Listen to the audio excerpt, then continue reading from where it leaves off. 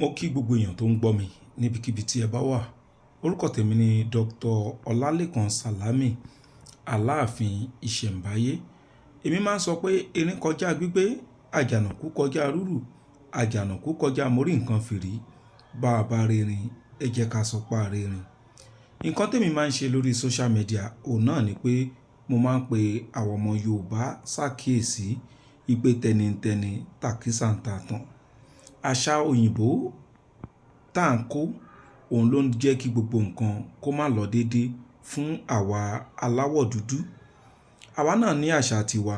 Gbogbo nǹkan tó bá ti jẹ́ àṣà tiwa, ẹ jẹ́ káwa náà ká máa gbé lárugẹ. Níbi ìmúra wa, níbi ìsọ̀rọ̀ sí wa, bẹ́ẹ̀ ni níbi òògùn lílò wa. Òògùn tiwa òun ni a máa ń pè ní nǹkan burúkú. Ọ̀tọ̀ lògùn, ọ̀tọ̀ lẹbọ. Ẹbọ tó wà nínú ẹ̀sìn òun náà ni pé ká gbé ògo Ọlọ́run ká gbé fún nǹkan míì. Ó ti yàtọ̀ sí ọ̀rọ̀ à ń lo òògùn. Ṣùgbọ́n ọ̀pọ̀lọpọ̀ wa gbogbo ẹ̀ la máa ń mú mọ́ra wa, la máa ń mú mọ́ra wọn ìgbà tí àwọn àlàyé yẹn kò yé wa.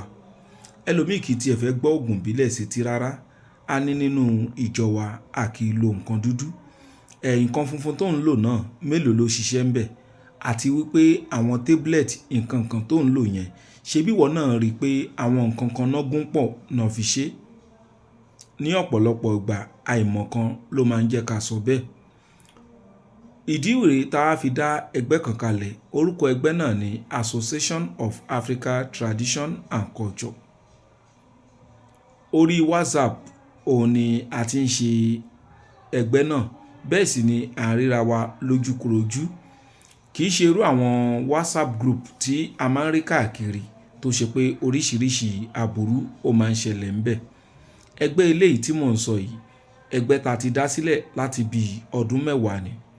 Orí Facebook ló wà tẹ́lẹ̀ kó tó di pé a register ní bí ọdún mẹ́fà sísìn. Tàwa ń ṣe ní orí WhatsApp. Ìwọ náà lè darapọ̀ mọ́ wa nínú ẹgbẹ́ tí mò ń sọ yìí. Ẹgbẹ́ ta register pẹ̀lú ìjọba ni tó sì ń ṣe ojúṣe lọ́dọ̀ ìjọba. Kí wá ni àǹfààní tó wà níbi ká darapọ̀ mọ́ ẹgbẹ́ náà? Nínú ẹgbẹ́ náà, a máa ń sọ̀rọ̀ nípa òògùn ìbílẹ̀ Yorùbá. Ọ̀pọ̀lọpọ̀ wa náà la máa ń wá ìrànlọ́wọ́ káàkiri orí social media lọ́dọ̀ àwọn tó ń post òògùn. Ìrànlọ́wọ́ yìí lẹ́lòmíì wá ń wá tó fi di pé ó kó sọ́wọ́ oníjìbìtì. Tó bá kó sọ́wọ́ oníjìbìtì tán, wọ́n wá ní gbogbo ẹni tó wà lórí social media ìkànkan náà ni wọ́n. Ìrìn ẹ àti bó ṣe ń ronú ni ò jẹ́ kó bá àwọn èèyàn gidi pàdé. Èèyàn gidi pọ̀ lórí social media dáadáa. Dáadáa èèyàn gidi pọ̀. Ṣùgbọ́n ìrìn tí wọ́n náà ń rìn ni ò jẹ́ ó bá olóòótọ́ pàdé. Ọ̀pọ̀lọpọ̀ èèyàn tó bá nílò ìrànlọ́wọ́ òògùn ìbílẹ̀, àwùfù náà máa ń wá. Ó wá yẹ kí èèyàn mọ̀ pé bí tóun ti ń wá àwùfù yẹn lòun ti máa kó sọ́wọ́ oníjìbìtì. Ó ṣe wà nínú ẹgbẹ́ kan tó ṣe pé nínú ẹgbẹ́ yẹn téèyàn bá ti lù ẹ́ ní jìbìtì ńbẹ̀, wàá mọ̀ pé inú ẹgbẹ́ báyìí náà ti lù mí ní jìbìtì. Bóyá o máa fi ọlọ́pàá mú wọn ni, bóyá o máa pariwo wọn síta ni, wàá lè mọ ìgbésẹ̀ tó máa gbé. Ṣùgbọ́n wàá mọ̀ dájúdájú pé inú ẹgbẹ́ báyìí náà ti lù mí ní jìbìtì. Ẹgbẹ́ tí wọn náà bá dẹ̀ darapọ̀ mọ́, òfin tí wọ́n bá ní nínú ẹ̀, ìwọ náà gbìyànjú kó máa tẹ̀lé òfin wọn. Ẹgbẹ́ tiwa tí àwa dá sílẹ̀, òfin ta ní ni pé tó bá wà nínú ẹgbẹ́ náà, o ò gbọdọ̀ pe nọ́mbà ọmọ ẹgbẹ́ kankan. Nǹkan tí o bá ní tó máa wúlò fún ọmọ ẹgbẹ́ àbí nǹkan tí ìwọ gangan bá fẹ́ kí ọmọ ẹgbẹ́ ràn ẹ́ lọ́wọ́ lé lórí, inú ẹgbẹ́ náà ló ti máa sọ tí gbogbo wa máa rí. A kì í mẹ́séjì èèyàn lẹ́yìn, a kì í pè èèyàn lẹ́yìn. Inú ẹgbẹ́ náà ni kẹ́ ti sọ kí gbogbo wa gbọ́. Ọ̀pọ̀lọpọ̀ ni ò ní lè cope pẹ̀lú àwọn òfin yìí. Àwọn tó ń bínú kúrò, wọ́n ń bínú kúrò torí pé àwọn ò lè cope. Wọ́n wò pé dandan àwọn gbọdọ̀ máa pe ara wọn. Dandan àwọn gbọdọ̀ máa mẹ́séjì ara wọn. Ṣùgbọ́n òfin ẹgbẹ́ wa ó sì dúró. Tẹ́ bá wo gbogbo àwọn aburú tí ó máa ń ṣẹlẹ̀ lórí social media, ó máa ń sábà ní pé inú ẹgbẹ́ kan báyìí láti pàdé. Ó máa ń ní nínú torí ẹ̀ la ṣe ṣe òfin tiwa pé o ò gbọdọ̀ mẹ́séjì ẹni kankan. Sọ in tó bá fẹ́ sọ sínú ẹgbẹ́ kí gbogbo wa jọ gbọ́. Ọ̀pọ̀lọpọ̀ ló bá mi jà nítorí òfin yìí. Ṣùgbọ́n síbẹ̀síbẹ̀ orí òfin náà la ṣì dúró lé lórí. Ọlọ́run ò ní jẹ́ ká rógun àkóbá. nítorí pé oríṣiríṣi èèyàn ló ń darapọ̀ mẹ́gbẹ́. Ẹ mọ èròǹgbà ẹlòmíì. Ẹlòmíì wà òun oníṣègùn ni àbí babaláwo. Ó wá ń wá ẹni tó máa lù ní jìbìtì ló ṣe darapọ̀ mẹ́gbẹ́. Tó bá ti wọbẹ̀ tán, a máa wá mẹ́séjì àwọn tó wà nínú ẹgbẹ́ yẹn lẹ́yọ kọ̀ọ̀kan. Wípé ẹ jẹ́ kí n bá ẹ ṣiṣẹ́ báyìí, lọ mú iye báyìí wá. So àìmọye ìjà lèmi àtàwọn èèyàn ti jà lórí ọ̀rọ̀ yìí. Ṣùgbọ́n síbẹ̀síbẹ̀ èmi ò ní jẹ́ kẹ́ torí mi fọ́ àgbọ̀n. Ẹni tó bá forí ẹ̀ fọ́ àgbọ̀n kò ní jẹ́ ń bẹ̀. Ẹlòmíì tí ẹ máa sọ̀rọ̀ á ní ìwà mi ò dá torí ẹ̀mi ò ṣe kí ń jẹ́ káwọn èèyàn máa pera wọn. Ẹni tó mọ̀ rí tó darapọ̀ mẹ́gbẹ́ kí ló fẹ́ pè fún? Ìwọ tó fẹ́ pè kí ni mo mọ̀ tó ní lọ́kàn láti pè? So gbogbo àwọn òfin yẹn òun ló jẹ́ kí ọkàn wa balẹ̀ wípé aburú ò ní ṣe ẹnìkankan nínú ẹgbẹ́ wa. Torí pé gbogbo ọ̀rọ̀ tẹ́ fẹ́ sọ, ìṣojú gbogbo wa náà lẹ̀ ṣe máa sọ. Ẹgbẹ́ ta wá ń sọ yìí, àǹfààní téèyàn máa rí ń bẹ̀ òun ni pé tí wọ́n bá mọ ògùn ẹyọ kan tó jógùn ìbílẹ̀, ọ̀pọ̀lọpọ̀ àwa tá jọ wà nínú ẹgbẹ́ náà a mọ ògùn oríṣiríṣi. Tí wọ́n bá ṣe ń fi tiẹ̀ sílẹ̀, ẹlòmíì náà máa fi tiẹ̀ sílẹ̀. Ìwọ tó wá jẹ́ pé ògùn ẹyọ kan ló mọ̀ kó tó wọnú ẹgbẹ́ náà, láàárín ọjọ́ 2 sí 3 tí gbogbo wa bá bẹ̀rẹ̀ sí ní kọ́ ẹ ní ògùn méjì táwa náà mọ̀, wàá dẹni tó mọ ògùn 200 nítorí pé àwa tá wà nínú ẹgbẹ́ náà a lé ní 100. Bóyá ògùn ibà ni wọ́n mọ̀, ẹlòmíì mọ ògùn jẹ̀díjẹ̀dí.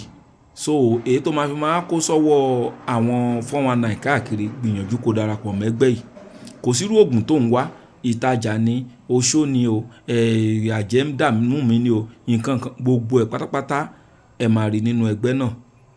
Ṣùgbọ́n ìyẹn kọ́ la fẹ́ torí ẹ̀ wá lónìí. Ohun tí mo torí ẹ̀ wá ni pé mo fẹ́ kọ́ wa ní iṣẹ́ kan. Ẹ máa rí pé ọ̀pọ̀lọpọ̀ ìgbà àwọn èèyàn máa ń béèrè ní orí social media nínú àwọn gúrùpù káàkiri pé ẹ jọ̀ọ́ ẹni tó ń mutí kí la lè ṣe tí ó máa fi fọtílẹ̀. Ọ̀pọ̀lọpọ̀ ògùn náà máa ń yọ̀ǹda fún yàn, ṣùgbọ́n ọ̀pọ̀lọpọ̀ ẹ̀ kì í fi bẹ́ẹ̀ ṣiṣẹ́.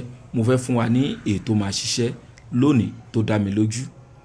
Ọ̀pọ̀lọpọ̀ ni ó máa ń lo iṣẹ́ eku asín àti ìsàmùdù. Èmi ò tí ì rẹ́ nìkan tó sọ pé ó ṣiṣẹ́ rí. Ó kàn yẹ pé àwọn tó máa sọ ògùn náà wọ́n á kàn múra kankan ni. So bàbá kan ni mo kọ́kọ́ gbọ́ tó sọ, àtìgbà tó ti sọ yẹn làwọn èèyàn ti ń sọ kiri. Ìwọ tí o ní ọkọ tó mutí, ìwọ tó lọ́mọ tó mutí àmupara tó wá fẹ́ gbà lọ́wọ́ ẹ̀, àti wọ́n fi ṣe ni o, àti ó ń gbádùn ẹ̀ ni o. Nítorí pé ọ̀tọ̀ ni ẹni tán fi ṣe. Àwọn kan wà wọn ò fi ṣe wọ́n, ó ti di hobby fún wọn. Ẹ mọ̀ pé football ò ní hobby ẹlòmíì, high jump ò ní hobby ẹlòmíì, swimming ò ní hobby ẹlòmíì. Ní tá à ń pè ní hobby ni ní téèyàn kúndùn. So ògógóró kamúlámúyó ò ní hobby ẹlòmíì. Tẹ́ bá ti lo iṣẹ́ ìfún pẹ̀lú àṣẹ Ọlọ́run ó máa lọ. Kí la wá fi ń ṣe iṣẹ́ náà? Ẹ jẹ́ ká wá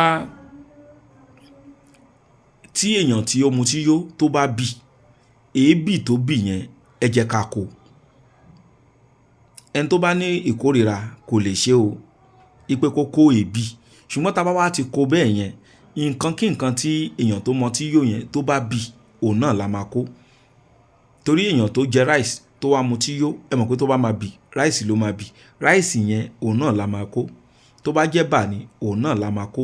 Àti gbogbo àwọn ìdọ̀tí tó bá wà ńbẹ̀, a kó sínú apẹ. A wà f'odidi atare kan sí. Tá bá ti jó, èèyàn tó bá ti ń mutí àmupara, ẹ jẹ́ kó máa fi fọ́kọ̀ mu pẹ̀lú àṣẹ Ọlọ́run. Ọtí yẹn ó máa dáwọ́ dúró. Ìwọ tó bá fẹ́ darapọ̀ mọ́ ẹgbẹ́ tí mo wá ń polówó, torí ìpolówó ẹgbẹ́ yẹn gangan ló máa ń jẹ́ kí n ṣe fídíò. Èmi ò ń ṣe fídíò pé ẹ wá mi wá, ẹ pe nọ́mbà mi, ẹ wá ṣògùn rárá. Ẹgbẹ́ tó máa ṣe gbogbo ọmọ Yorùbá láǹfààní papọ̀, òun lèmi máa ń polówó. Association of Africa Tradition and Culture. Ìwọ tó bá fẹ́ darapọ̀ mọ́ ẹgbẹ́ náà, àti registration àti ID card 5,000 naira ni. Ṣé rí pé owó yẹn ò pọ̀? Torí tá bá yọ owó ID card gangan, tá bá yọ kúrò, in tó máa kù ńlẹ̀ bí ìgbà tán kàn fún wa lọ́fẹ̀ẹ́ ipe ká wá darapọ̀ mọ́ association. Ìwọ tó bá wá nífẹ̀ẹ́ sí association yẹn, ẹ kàn sí èmi Dr. Ọlálékan Sàlámì lórí WhatsApp number mi. WhatsApp number náà ni 08028565188. Ẹ má pe nọ́mbà náà, WhatsApp message ni. Á dára fún wa o.